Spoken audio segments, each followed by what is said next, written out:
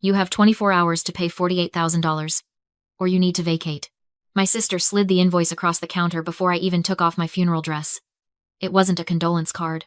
It was a bill for retroactive rent covering the 5 years I spent nursing our dying father while she was busy building her career. I'm listing the property on Monday, Haley said, checking her diamond watch without a shred of emotion. She was charging me for the privilege of watching him die, so she didn't have to. Before I tell you exactly what I dug out of her trash can that ended her career, drop a comment and let me know where you're listening from and what time it is for you right now. I want to see how far this story travels. I didn't scream. I didn't beg. I turned my back on my sister, walked into my father's study, and locked the heavy oak door. The sound of the deadbolt sliding home was the only answer she was going to get. Haley thought she was dealing with a grieving daughter who had spent the last few years measuring out morphine doses and changing bed sheets. She saw a pushover. She forgot that before I was a caretaker, I was Selena, a 29-year-old senior forensic auditor. I spent my 20s tracking hidden assets for divorce lawyers and the federal government. Haley might know how to run a beauty empire into the ground, but I know how to follow the money. I sat at my father's mahogany desk and opened my laptop. My hands weren't shaking anymore. They were steady, moving with the muscle memory of 1,000 audits. I navigated to the family trust portal. I typed in the password my father had whispered to me 3 months ago, back when he could still speak clearly. Access denied. Of course. Haley wasn't stupid. She had called the bank and reset the credentials the moment the coroner's van pulled away. She thought that was checkmate. But Haley is the kind of person who uses the same password for her Instagram as she does for her banking, and she is too arrogant to understand how security protocols work. She had changed the password, but she wouldn't have known how to disable the two-factor authentication linked to a physical device. I needed that code. I needed the one device my father always kept near him. I stood up and scanned the room, but the desk was bare. Then I remembered the noise in the hallway earlier, the sound of her tossing junk into a pile for the estate sale. I unlocked the door and slipped into the corridor. It looked like a landfill. My father's clothes, his books, his life, all heaped in garbage bags. I dug through the pile, ignoring the tightness in my chest as I shoved aside his favorite cardigan. Then I found it. His old iPad, face down under a stack of magazines. The screen was cracked spiderweb thin across the corner. I pressed the home button. Nothing. The battery was dead. I ran back into the study and rummaged through the drawers until I found a charging cable. I plugged it in and stared at the empty black screen, holding my breath. If this didn't turn on, I was just a homeless girl with a laptop. A minute passed. Then 2. The red battery icon finally flickered onto the screen. I waited, watching the percentage tick up. 1%. 2%. Ding. I hit resend code on my laptop. The iPad lit up. Your verification code is 4920. I typed it in. The dashboard loaded, and the truth laid itself out in neat, digital rows. I saw the balance, and right below it, I saw the pending transaction. Haley had set up a transfer of $450,000 to a shell company called Lumina Ventures. It was queued to clear in 48 hours. My instinct was to hit cancel. I could stop it right now. I could freeze the account, call the bank, and start a civil war. But that's what a sister would do. An auditor knows better. If I stopped the transfer, it was just a family dispute over an inheritance. A civil matter. But if I let her send it? If I let her move that money across state lines into a fraudulent account while I held the power of attorney? That is wire fraud. That is a federal crime. I didn't cancel the transfer. Instead, I opened a new tab and navigated to the FinCEN portal. I started drafting a suspicious activity report. I filled in the account numbers, the amounts, and the beneficiary details. I wasn't going to save her from herself. I was going to let her put the handcuffs on her own wrists. I saved the draft, ready to launch the moment she made her move. The movers didn't knock. They pounded on the heavy oak door at 7 in the morning, a rhythmic thudding that vibrated through the floorboards I had spent the last 5 years pacing. Haley stood in the foyer, sipping a latte, pointing at my life like it was debris she needed to clear from a construction site. Take the guest room first, she instructed the crew foreman. Anything in cardboard boxes goes to the curb. Anything that looks valuable stays. She didn't look at me. To her, I was just another tenant she was evicting, a squatter who had overstayed her welcome the second our father's heart stopped beating. I went upstairs and started folding the few clothes I hadn't already packed. My room wasn't really a bedroom. It was a glorified storage closet next to Dad's suite, chosen because I could hear him if he coughed in the middle of the night. As I stripped the sheets off the narrow cot, the smell of the house hit me, not the lemon polish Haley's cleaning crew had used yesterday, but the underlying scent of sickness, antiseptic, old paper, and the metallic tang of oxygen tanks. For 5 years, This smell had been my entire world. Haley liked to tell her friends that I was finding myself during my 20s. She painted a picture of a wayward sister crashing at Dad's place because she couldn't hold down a job. The truth was, in the bank statements I had downloaded the night before, when Dad got sick, his insurance covered 40% of the home care. Haley refused to chip in for the rest. She said her liquidity was tied up in inventory. So, I liquidated my 401. I drained the savings I had built auditing tech firms. I spent $80,000 of my own money on nurses, medication, and the specialized bed she was now trying to sell for a profit. I remembered the night the doctor told us it was terminal. I was holding Dad's hand, trying to memorize the lines on his palm. Haley was in Cabo. She didn't fly back. She sent a text saying she was too empathetic to see him like that her spirit was too fragile to handle the negative energy of a hospice environment. She posted a photo of a sunset that night with the caption, "Healing." I was changing adult diapers and learning how to adjust morphine drips while she was protecting her peace on a beach. I walked past her on my way out, carrying the single box that contained my entire life here. She wrinkled her nose, stepping back as if my grief was contagious. "Make sure you leave the keys on the counter," she said, scrolling through her phone. "And Selena, don't make a scene when you leave. The neighbors are watching." I looked at her, really looked at her, and realized she didn't see a sister. She saw a balance sheet liability. She thought she was kicking out a leech who had lived rent-free in a multi-million-dollar brownstone. She didn't realize that the rent she tried to charge me yesterday had already been paid in blood, sleepless nights, and a career I put on hold to save the man she ignored. She thought she was winning because she held the deed. She didn't know I was walking out of that house with the one thing that was going to destroy her: the truth about where the money actually went. I walked into the living room for one last look. Not at the house, but at the fireplace mantel. That was where the urn sat. It wasn't an expensive piece, just a simple, brushed brass vessel that Dad had picked out himself 3 years ago, joking that he didn't want to be showy in the afterlife. It was the only thing I had explicitly asked for in the settlement emails. I didn't care about the furniture or the art. I just wanted him. The mantel was bare. Not just bare, scrubbed clean. A generic abstract painting now hung where his portrait used to be, and a vase of white lilies stood in the center. Perfectly symmetrical. Perfectly soulless. I found Haley in the sunroom. She was directing a staging assistant on the proper angle for a throw pillow. "Haley," I said, my voice sounding calm even to my own ears. "Where is the urn?" She didn't turn around. She just waved a hand vaguely toward the front of the house. "I had to clear the surfaces, Selena. The realtor said personal items make it harder for buyers to visualize themselves living here. It's psychology 101. "I didn't ask about the psychology," I said, stepping closer. "I asked where our father is." Haley finally turned. She looked annoyed, like I had interrupted a crucial business meeting to ask about a missing sock. "It was morbid," she said, smoothing the front of her silk blouse. A heavy metal pot full of ash sitting right there in the focal point of the room?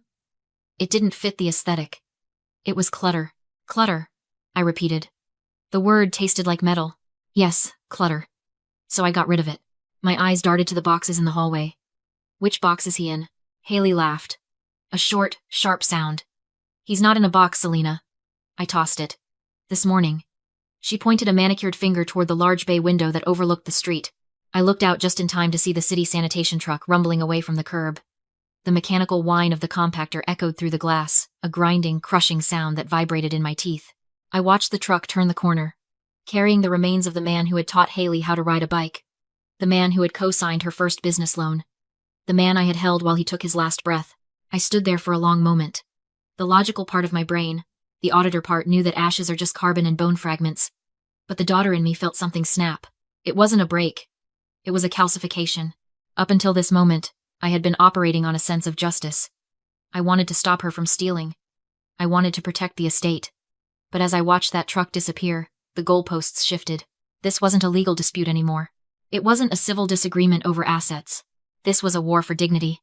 Haley was already turning back to the staging assistant. "Let's try the blue vase instead," she said. "The white is washing out the room." She thought she had won. She thought that by throwing away his ashes, she had erased him. And by kicking me out, she had erased me. She didn't realize that she had just removed the only thing holding me back. I wasn't just going to report her to the authorities. I wasn't just going to file paperwork. I was going to look her in the eye when her world fell apart. I adjusted the strap of my laptop bag on my shoulder. It felt heavier now, weighted down not just by the evidence of her fraud, but by the absolute necessity of her destruction. "Goodbye, Haley," I said. She didn't answer. She was too busy adjusting the lighting for a house she no longer owned. I arrived at the financial district 40 minutes early.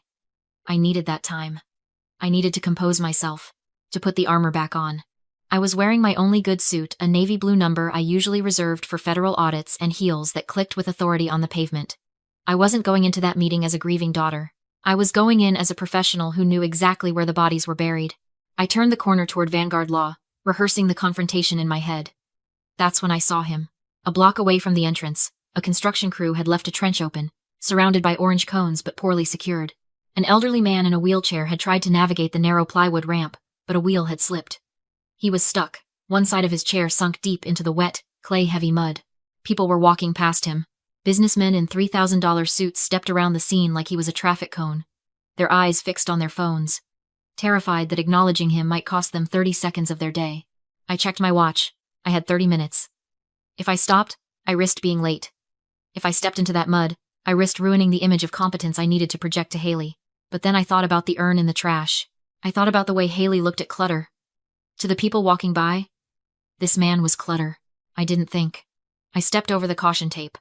The mud sucked at my heels immediately, coating the leather in thick, gray sludge. Don't move, I said, dropping my laptop bag on the dry concrete. I've got you. The man looked up. He had sharp, intelligent eyes, but his hands were shaking as he gripped the armrests. You're ruining your shoes, miss, he said, his voice raspy. You look like you're heading somewhere important. I am, I grunted, getting a grip on the metal frame. But shoes are depreciating assets. People aren't. I heaved. It took everything I had to dislodge the wheel from the suction of the clay. My skirt was splattered. My hands were filthy, but with one final pull, I got him back onto the plywood and up to the sidewalk. I grabbed a tissue from my purse and tried to wipe the worst of the mud off my hands. The man watched me, studying my face with an intensity that felt familiar. It was the way a judge looks at a defendant. Thank you, he said. He adjusted his own suit jacket, which was immaculate despite the near accident. Most people wouldn't have stopped. They calculate the cost of the interruption and decide it's not worth the return on investment. I know people like that, I said, picking up my bag. I'm related to one. He glanced at the building I was staring at, the steel and glass tower of Vanguard Law. Then he looked at the folder tucked under my arm. You're going to Vanguard? Unfortunately. Are you seeing Mark? I froze. How did you know? His expression hardened. The frailty vanished, replaced by a steeliness that made me want to straighten my spine. Because Mark is the kind of lawyer who thrives on chaos, and you look like someone walking into a war zone. He wheeled himself closer. My name is Louis, and I have a history with that firm. I hesitated. I didn't have time for a conversation. I have to go, Louis. My sister is waiting to strip me of my inheritance. Then let me come with you. I blinked. What? I'm not just an old man stuck in the mud, he said quietly. I'm the chair of the State Bar Disciplinary Board. I've been building a file on Mark for 6 months. I've watched men like him destroy lives because the legal system is too slow to stop them. It's the cost of silence. Good people see the rot, but they don't intervene because it's not their case, not their problem. I'm done being silent. If you're walking into a room with Mark, you need a witness. And I need to see him in action. I looked at this man, mud on his wheels, fire in his eyes, and I realized this wasn't a coincidence. It was ammunition. Haley wanted to see me broken? Fine. I'd walk in covered in mud, with a beggar in tow. I'd feed her arrogance until she choked on it. Okay, I said. Let's go. The Vanguard Law conference room was a sterile glass box in the clouds. When Louis and I entered, Haley and Mark were already waiting. Mark looked like every corporate predator in a tailored suit. Haley looked flawless, too flawless. They stared at the dried mud on my shoes. Then at Louis in his wheelchair. His suit still streaked with clay. Haley waved a hand. You smell awful. And who is this? Did you pick up a stray? This is a legal meeting. Mark smirked. Want security to escort him out? He's a witness, I said softly, gripping the chair. I didn't want to come alone. Fine, Haley sighed. Put him in the corner. I shrank into my seat, trembling on purpose. Predators drop their guard when they think you're beaten. Mark slid over a contract. Sign the waiver. $5,000. You give up any claim to the estate. Considering what? I whispered. Considering you're broke. Haley snapped. I let tears rise. What about Dad? The DNR order? The doctors said he could recover. Mark stiffened. Medical issues aren't relevant. He was taking too long. Haley cut in. What? To die, she hissed. I needed the estate. I have a $500,000 balloon payment due Friday. If I didn't get liquidity, I'd be in federal prison for embezzlement. She leaned back. So yes, I signed it. Now sign the waiver. Mark looked sick. My phone blinked red beside the contract. I can't, I said calmly. Why not? Because I don't deal with murderers. I tapped the screen. Her recorded voice echoed through the room. Mark shoved back his chair. I wasn't party to that. I'm here for estate settlement only. Haley laughed. You think that matters? I'll be on a non-extradition island before anyone hears it. She spun her laptop. I didn't sell the brownstone. I leveraged it. Hard money loan. They wired me $1.8 million an hour ago. House is theirs, unless you pay $2 million. She pulled out her phone. Now excuse me. Go ahead, I said. She hesitated. What? Send it. Smiling, she hit confirm transfer. The screen flashed red. She froze. Why is it declining? Mark squinted. That's not a decline. That's an administrative lock. I opened my laptop. Check your email. Account frozen, federal investigation pending. I filed a suspicious activity report 3 days ago, I said. They were waiting for a trigger. Wiring estate proceeds to an offshore shell company? That's money laundering. You just confirmed it for the FBI. Her phone dropped onto the marble. Louis rolled forward. His voice sharpened. Mark, explain to the State Bar why you facilitated a fraudulent loan. Mark stared. Chairman. Louis? That's correct. Mark bolted upright. I didn't know about the DNR. I'll testify. I want immunity. Haley lunged for me, then the doors slid open. Agents entered. As they cuffed her, she screamed. You ruined everything. The clicks of the cuffs answered for me. 3 weeks later, the loan was voided. The house returned to the trust, then to me. I tracked the sanitation trucks myself. Dug through intake lines in Queens. The urn was scratched, but sealed. Back on the mantel. The house finally smelled like dust and lemon oil instead of fear. I sat in my father's chair.